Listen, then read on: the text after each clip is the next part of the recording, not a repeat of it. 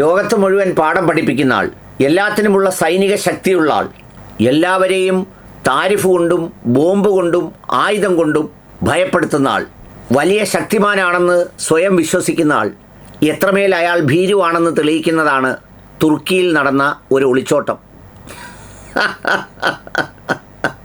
ഒളിച്ചോടിയ ആളിൻ്റെ പേര് Donald Trump.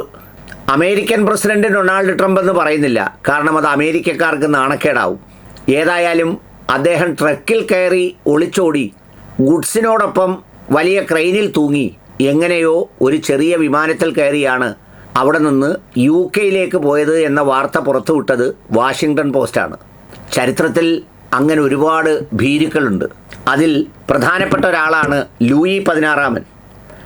1971 French വിപ്ലവം കൊടുമുടിയിലെത്തിയപ്പോൾ മരണഭയം ഉണ്ടായി. രാജകുടുംബത്തോടൊപ്പം വേഷം മാറി ഫ്രാൻസിൽ നിന്ന് ഓസ്ട്രിയയിലേക്ക് പോകുവാൻ ശ്രമിച്ചു. ഓസ്ട്രിയയിലേക്ക് പോയി രക്ഷപ്പെടാൻ ശ്രമിച്ചു. പക്ഷേ വറേൻ എന്ന് പറയുന്ന സ്ഥലത്ത് വെച്ച് ഗ്രാമവാസികളെല്ലാം കൂടെ തടഞ്ഞു വെച്ച് പിടിച്ചു വെച്ച് വധിച്ചു കളഞ്ഞു. പിന്നെ മറ്റൊരാളുണ്ട്, നീറോ ചക്രവർത്തി. നമ്മൾ പറയത്തില്ലേ അപ്പോഴും നീറോ വീണ വായിക്കുകയായിരുന്നു എന്നൊക്കെ പറയുന്ന നീറോ ചക്രവർത്തി. അദ്ദേഹവും ക്രൂരതയ്ക്ക് പേരുകേട്ട ആളാണ്. അദ്ദേഹത്തെ പൊതുശത്രുവായി പ്രഖ്യാപിച്ച് വധിക്കാൻ ശ്രമിച്ചപ്പോൾ ഓടി രക്ഷപ്പെട്ട് ഗ്രാമത്തിലേക്ക് ഒളിച്ചോടിപ്പോയി. എന്നിട്ട് അവിടെ പോയി ജീവൻ സ്വയം അവസാനിപ്പിച്ച ഭീരുവിൻ്റെ പേരായിരുന്നു നീറോ ചക്രവർത്തി.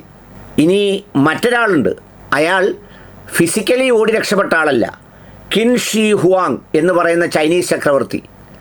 അദ്ദേഹത്തിന് അമരത്വം നേടാൻ വേണ്ടി, മരിക്കാതിരിക്കാൻ വേണ്ടി ജീവിതകാലം മുഴുവൻ അലഞ്ഞ് തിരിഞ്ഞ് 49ാമത്തെ വയസ്സിൽ മെർക്കുറി ലേഹ്യം കഴിച്ച് മരണപ്പെട്ടു. ചരിത്രത്തിൽ അങ്ങനെ ചിലരുണ്ട്. ആ ചരിത്രത്തോടൊപ്പം ചേർത്ത് വെക്കാം, ഇറാൻ എന്ന് പറയുന്ന ഒരു രാജ്യം തന്നെ വധിച്ചു കളയും എന്ന് വിചാരിച്ച് ഭയന്ന് എല്ലാം പരിശോധിക്കുന്ന സംവിധാനങ്ങളെല്ലാമുള്ള ഡൊണാൾഡ് ട്രംപ് തുർക്കിയിലേക്ക് പോയത് നമ്മുടെ ഖത്തർ കൊടുത്ത വലിയ ഗംഭീര വിമാനത്തിൽ.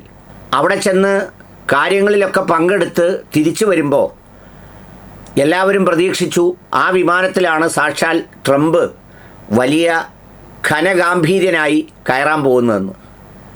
പക്ഷേ അളിയൻ ചെയ്തത് മൂത്രമൊഴിക്കാൻ പോകുന്നത് പോലെ പെതിയെ മുങ്ങി വേറെ ഒരു ട്രക്കിൽ കയറി ഗുഡ്സിനോടൊപ്പം ചുരുട്ടിയെടുത്ത് ചാക്കിനകത്ത് കയറി ഒരു ചെറിയ വിമാനത്തിൽ കയറി പൊയ്ക്കളഞ്ഞു.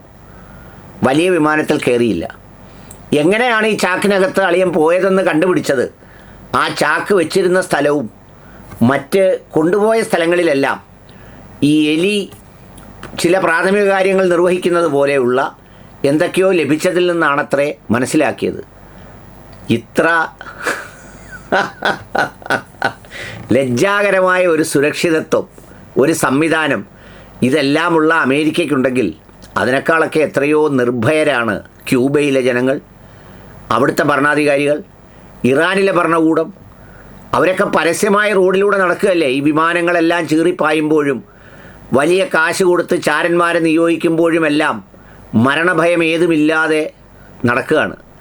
ഇതിപ്പോൾ പലതവണയായി ട്രംപ് ഇങ്ങനെ പറയുന്നു, എന്നെ അവന്മാർ കൊന്നുകളയും, എന്നെ അവന്മാർ കൊന്നുകളയുമെന്ന്. ഇപ്പോൾ സംഗതി ഇതൊന്നും പുറത്തു വിട്ടത് നമ്മുടെ മീഡിയ ആവണോ അല്ലെങ്കിൽ വേറെ ഏതെങ്കിലും ചാനലോ ഒന്നുമല്ല. പുറത്തു വിട്ടിരിക്കുന്നത് വാഷിങ്ടൺ പോസ്റ്റാണ്.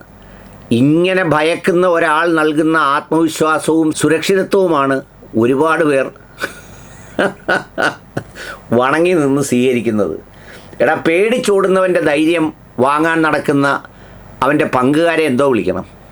കഷ്ടം, പരമകഷ്ടം.